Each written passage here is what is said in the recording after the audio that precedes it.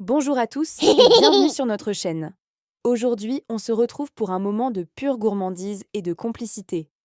Ma petite princesse et moi, on a décidé de préparer le goûter parfait, des crêpes.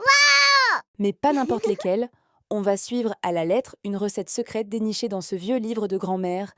Vous êtes prêts à nous accompagner dans cette aventure culinaire? Allez, c'est parti! Alors, la première étape, c'est de rassembler tous nos ingrédients. Nous aurons besoin de 40 g de beurre, 250 g de farine, 2 œufs ainsi que 40 g de sucre en poudre, 60 centilitres de lait, une cuillère à soupe d'eau de fleurs d'oranger et une pincée de sel. Ma petite commis a déjà tout sorti. Le livre dit qu'il faut d'abord prendre une casserole et fondre un peu le beurre à feu très doux. Pendant ce temps, tamiser la farine pour éviter les grumeaux. C'est une étape super importante pour avoir une pâte bien lisse. Tu veux essayer, mon cœur? Doucement. Voilà, parfait. C'est comme de la neige qui tombe, tu ne trouves pas? Maintenant, on va faire un puits au centre de la farine. Un petit volcan. Et dedans, on va casser les œufs. Un par un. Attention à ne pas mettre de coquilles, c'est un exercice de concentration. Super.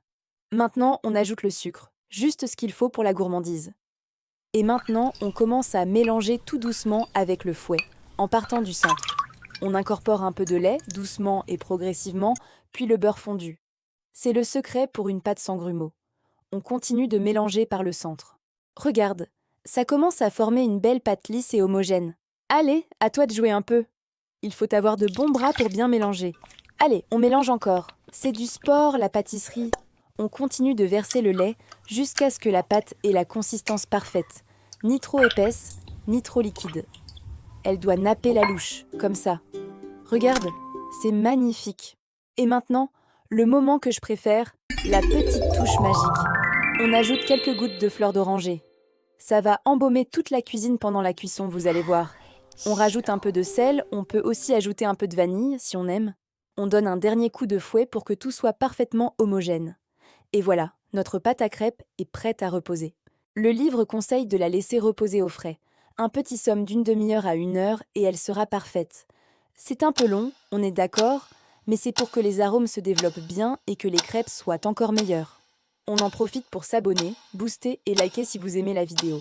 Allez, on met un film protecteur sur notre plate et hop, direction le frigo. Et sieste pour ma princesse. 1 heure plus tard. Super, pile pour l'heure du goûter. Notre pâte a bien reposé, elle est parfaite. Le repos est terminé. On allume le feu sous notre poêle à crêpes, on y met un petit peu de beurre pour que ça n'attache pas. Et on attend qu'il crépite. Ça crépite, vous entendez? C'est le son du bonheur. Allez, c'est le moment de vérité, la première crêpe. Le premier test, c'est de verser une petite louche de pâte et on fait un joli mouvement circulaire pour bien l'étaler. On incline la poêle pour bien la répartir sur toute la surface. Il faut faire une belle crêpe fine et ronde. C'est un coup de main à prendre, mais c'est très satisfaisant. C'est tout un art. Regardez ces petites bulles qui se forment à la surface. Quand les bords commencent à se décoller et dorent légèrement, c'est le signe que la crêpe cuit parfaitement. Ça sent tellement bon. C'est le moment le plus délicat. C'est l'heure du grand saut. Le lancer de crêpes. Tu crois que maman va y arriver? On prend son courage à deux mains. Allez, 1, 2, 3 et hop! Réussi. Ouf, l'honneur est sauf. On laisse cuire l'autre côté quelques instants et voilà notre première crêpe. Toute dorée, toute belle. On la dépose délicatement dans une assiette. Pas de panique si la première était ratée. De toute façon, elle sera pour moi celle-ci. On continue et on enchaîne les crêpes jusqu'à épuisement de la pâte. On en a fait une belle pile, vous ne trouvez pas? Elles sont souples, légères, ça promet un goûter exceptionnel. Maintenant que la cuisson est terminée, place à la meilleure partie, la garniture. Qu'est-ce qu'on a préparé, ma chérie? Alors, pour les gourmands, on a sorti l'artillerie lourde. De la pâte à tartiner au chocolat, bien sûr, un classique indémodable. De la confiture de fraises maison, faite avec amour cet été. Dites-nous en commentaire si vous souhaitez avoir notre recette pour une prochaine vidéo. Du sucre glace pour ceux qui aiment la simplicité. Et puis des fruits frais, des bananes, des framboises. Il y en a pour tous les goûts. Chacun va pouvoir créer la crêpe de ses rêves. Toi, tu commences par quoi? Chocolat banane? Excellent choix. Allez, c'est l'heure de la dégustation. On s'installe confortablement. Moi, pour la deuxième crêpe, je vais opter pour une crêpe simple, juste avec un peu de sucre et quelques gouttes de jus de citron. Parfois, les choses les plus simples sont les meilleures, pour vraiment apprécier le goût de la pâte. Et toi, avec ta super crêpe chocolat banane, tu te régales? On dirait bien que oui.